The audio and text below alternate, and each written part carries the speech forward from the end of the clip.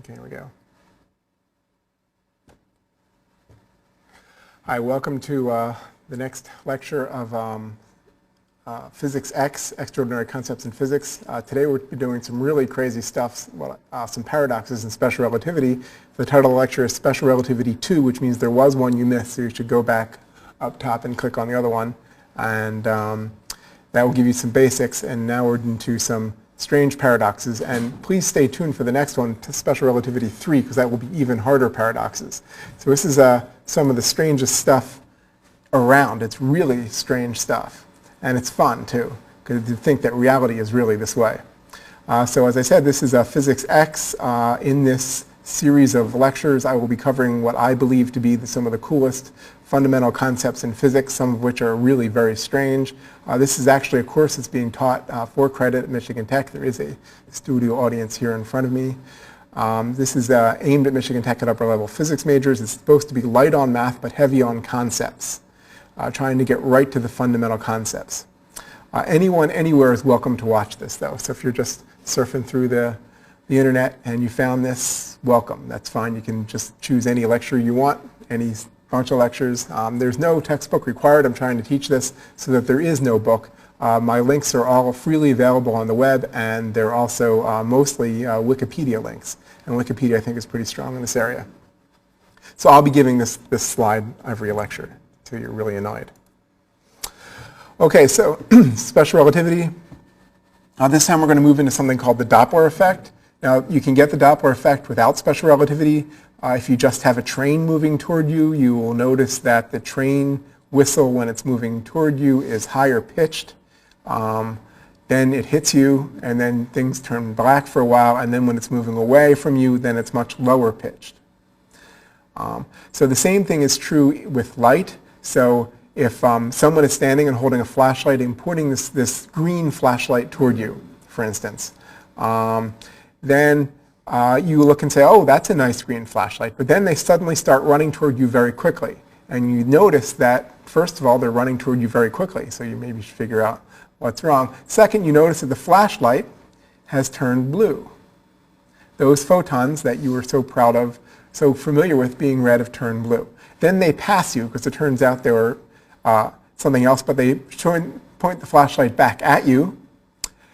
Now you look at the flashlight and you notice that those photons are not blue, they're not even green, they're red. So that's redshift. When it's moving toward you, it's called blue shift. And when it's moving away from you, it's called redshift. And it's most prominent, I guess, when you start in the middle of the spectrum in green. There are other things. The Doppler effect is actually dominant in what you would see in special relativity. If something moves toward you, it not only appears more blue, but it appears elongated. And when it moves away from you, it appears contracted. So there's a famous series of stories written by famous physicists called Mr. Tompkins in Wonderland, or Mr. Tompkins in this and Mr. Tompkins in that. And it was written by George Gamow, who's an excellent physicist. However, in my opinion, and I read this when I was an undergraduate, and it began to trouble me then, but I only really understood why later. Mr. Tompkins is not really, Mr. Tompkins is this guy who goes to this lecture and these series of stories, and then he falls asleep during the lecture, and he dreams he's in some world where in the special relativity world, the speed of light is much less than the very fast speed it is now. It's only a few meters per second, maybe. And he also dreams he's in quantum worlds. But in the special relativity world, he doesn't see, apparently, Doppler effects. When things come toward him, the story describes things only as Lorentz contracted, when actually the dominant thing would be when something comes toward you, and especially when they're moving very fast, they actually appear longer. That's the dominant effect. And when they go away from you, so they would appear different colors too, but that's ignored. So you now read Mr. Tompkins, which is very interesting stories with a grain of salt. And I was hoping that somebody would rewrite it, and so they would have the revised Mr. Tompkins stories. And I was very happy to hear that actually a couple years ago somebody did rewrite it. And I ordered the book, and they didn't change much of the physics. So someday, someone out there, please rewrite it to include Doppler effects.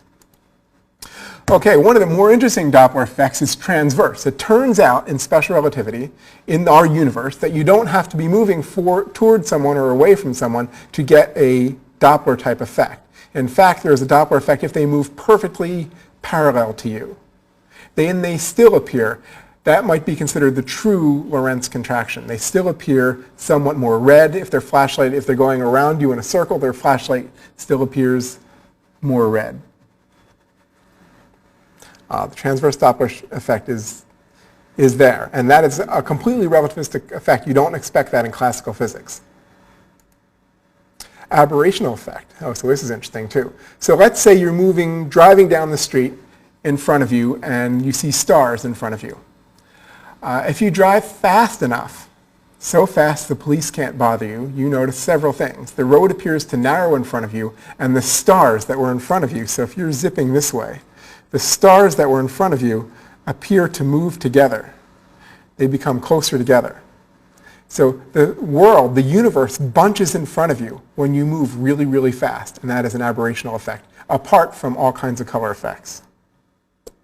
So let's put this into a movie that was visible on Wikipedia. So here you are, you're this object there, and as you move really quickly, you notice that things in front of you turn more and more blue and more bunched together. And things behind you turn more and more spread apart. And that's the combined effect of the aberrational effects and the Doppler effect. That's really the way the universe works. So how do we know this? Well, you can do this in the laboratory to some degree, and so there is real laboratory measurements that confirm this. Special relativity is right. But one dramatic way of seeing this is something called the microwave background.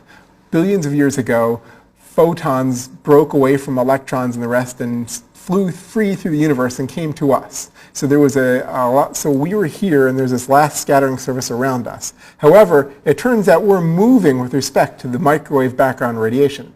And so indeed, the point we're moving to is about here, and the point we're moving away from is here, and we see all of this on the microwave background. The microwave background appears slightly hotter in the direction we're moving, and slightly colder in the direction we're moving away from. So it works even on the largest scales, even on the most distant scales. Okay. Now we get to play a concept test, what to do. So let's say you had a bunch of blinking lights. This is another, I like to go to the fundamental experiments of special relativity, because that's where I learned the paradoxical experiments, because that's where I learned the most. So let's say you have a bunch of lights that are blinking. Here's one, and here's one. And now this light blinks, and I might have it backwards from what it says there. This light blinks, and then this light blinks. You can consider it to be a wavefront. Let's say there was even another one. This one first, this one blinks second, this one blinks third, this one blinks fourth, this one blinks fifth, and you can just keep going. And it appears that there is a wavefront moving down that set of blinking lights. Is there a maximum speed for that wavefront? And so you can contemplate that.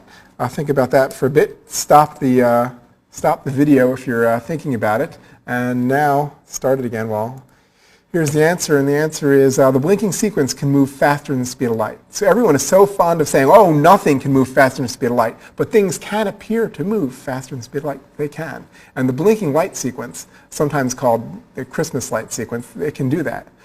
So sometimes if you just watch Christmas lights, they blink in different patterns. Yeah, it can appear that there's a pattern moving faster than light. However, nothing is being communicated faster than c. That's really what the maximum speed limit is about.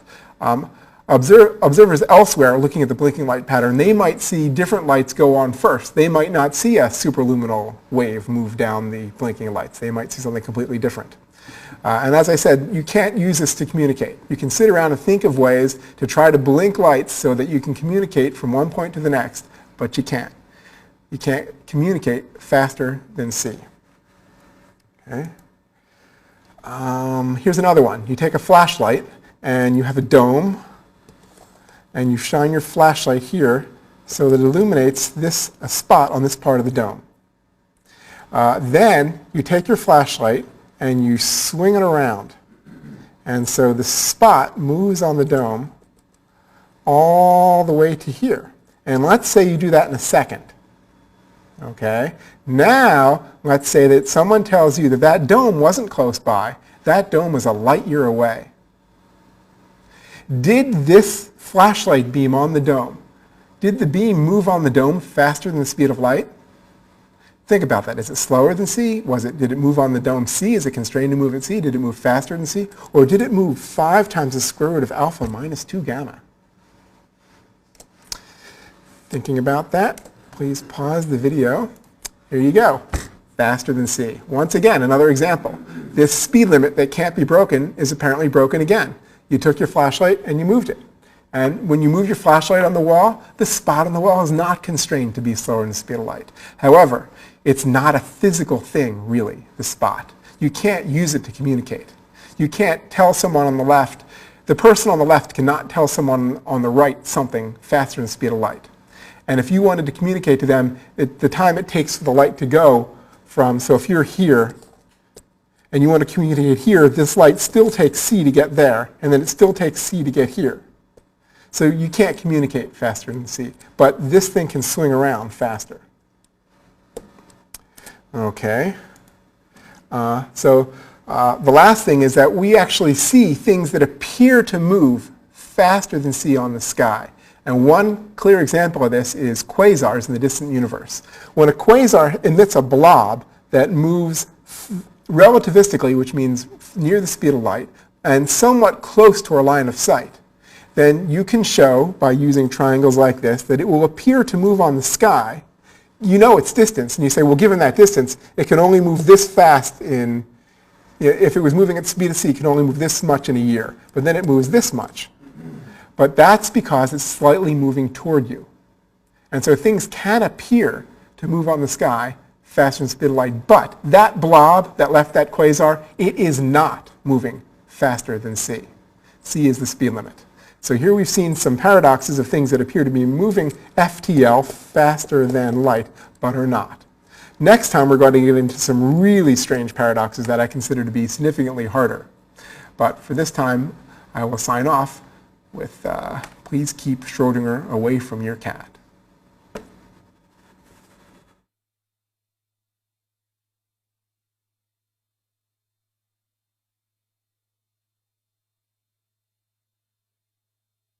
So I'll be giving this slide every lecture until you're really annoyed.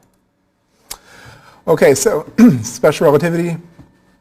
This time we're going to move into something called the Doppler effect. Now, you can get the Doppler effect without special relativity. If you just have a train moving toward you, you will notice that the train whistle, when it's moving toward you, is higher pitched. Then it hits you, and then things turn black for a while, and then when it's moving away from you,